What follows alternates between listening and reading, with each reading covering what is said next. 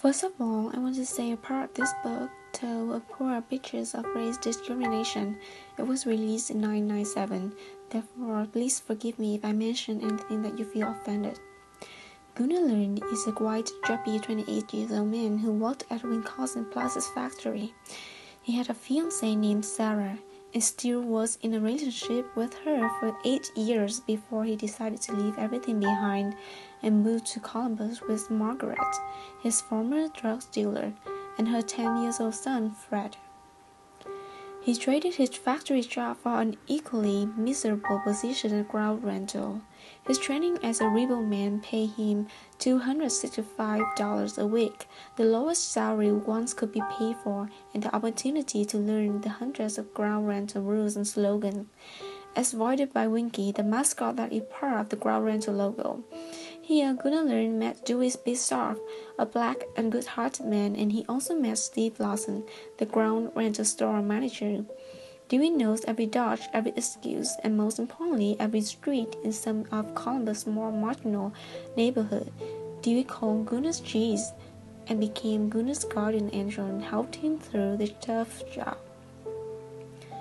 Being a rebel man, Gunnar wears the uniform of Winky, the happy-faced symbol of a rent-to-own firm that offers furniture such as TVs, couches, and refrigerators to people who are too poor to buy them.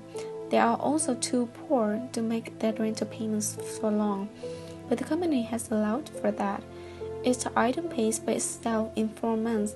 The remaining 14 months of a typical contract are poor profits. So it's less to make a buck than simply to uphold the system that Lund and Bishop are sent out to repossess the items when the payment stops. While Gunnar was performing his job, he met a customer, a prostitute named Leslie Briston.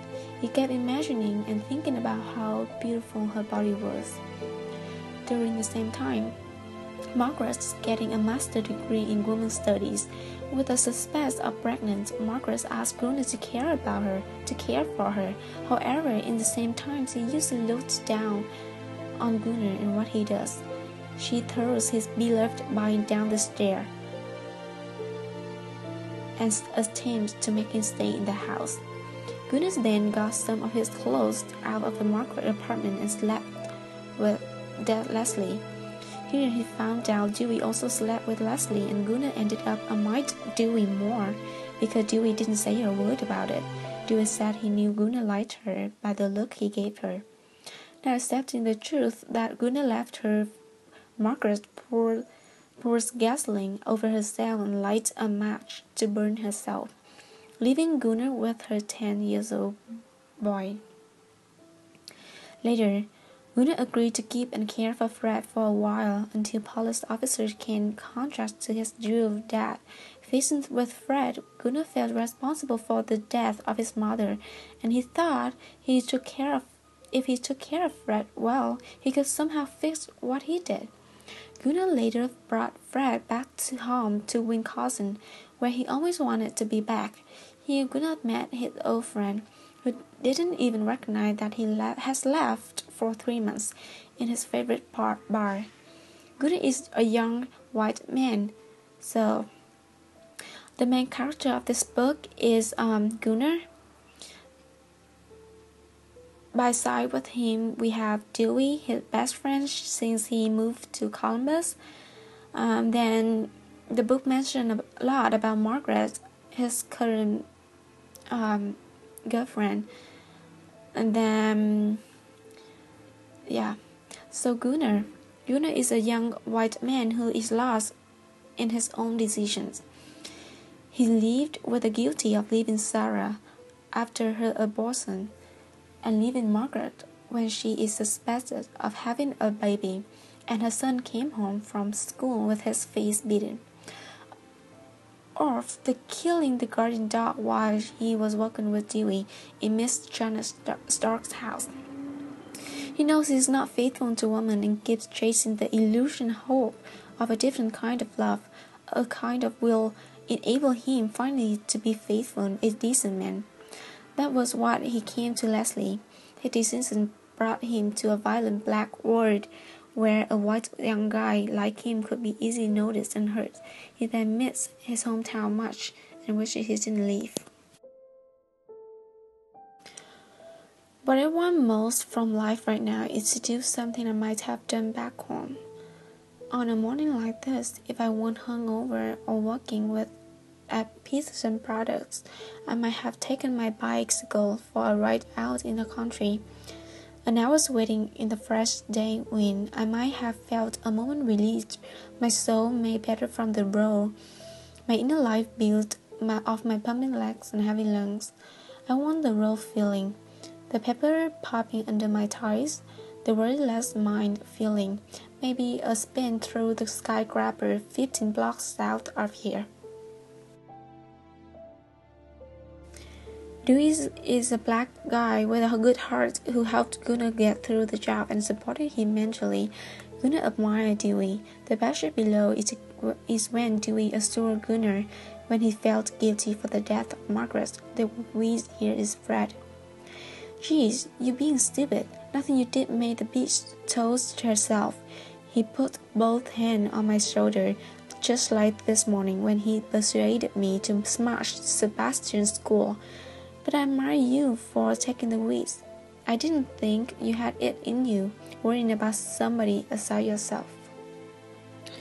Dewey shakes me, smiles at me, and a great grin comes over me, relief and joy. Because this is the one thing I've always needed to hear, which is someone telling me I'm a decent man, a man people could look to on the street, tip their hat, and say, "This man has honor. I wish we all be like him." Sarah is Gunnar's fiancée, who became bitter since she found out he left her for Margaret. I remember reading a note Sarah had someone delivered to me after she discovered I was moving to Columbus with Margaret. "You will suffer in the city," she wrote. "You will sleep behind dumpster and get beat up and robbed, and then you will wish you stayed with me then." Sarah had that right. I will suffer. I have suffered. Margaret, an Ohio State University scholar, a pretty, selfish woman. She is from middle class. She suffered pressure from her dad's expectation and the university and the responsibility of being a mom of a 10-year-old kid. She loved Gunnar, but also wanted a better life. She sometimes humiliated Gunnar with his job, but sometimes she offered him a drive home, cared for him, talked to him with sweet voice and lovely sentences. Steve Lawson, the ground renter's manager, he hates black folks. Think the store's customers are drags because they're black or acting like it. Leslie Britton is a prostitute who would have every man's hat paper glued on her wall after she slept with them. In the end of the story, she was glad and grateful that Gunnar paid for her rented furniture. And later in the story, we would hear a lot other names. It's customers of Gunnar, like Dorothy Dixon, Janelle Starks, and they are just a part of his job. The main conflict here was what was going on in Gunnar's mind and his actions. He often regrets the decision he made. He seems so unsure about his life. Gunnar wanted to be a decent man who was faithful to women, but he obviously could not resist to the beauty and the attractiveness of other women. He wanted everyone to look up on him and say, "This man has honor." But the rarely honor or meaningful action from him is to provide Miss Leslie some money and to take care of Fred in few days at the end. The story, after all, made the reader wonder if Gunnar would finally become responsible for his life because of Fred, or will he just stay the same who he was? The main conflict led to another conflict that he was the only white guy in the town of black folks who easily assumed he was vulnerable and isolated. As a result, Dewey needed to cover and touch him a lot. There are not many symbolism or metaphor in the story. Ground rental system might be a symbolism for an immoral and unequal system.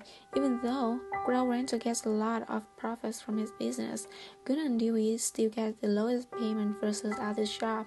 But this job, as Gunnar said, is the only job he could find. There are many possible themes for this story, such as to change the life for the better is never too late, or a confusing and mislead life of a working class man. To me, I would refer to the theme, don't decide anything before knowing that if you can bear the worst consequences or not.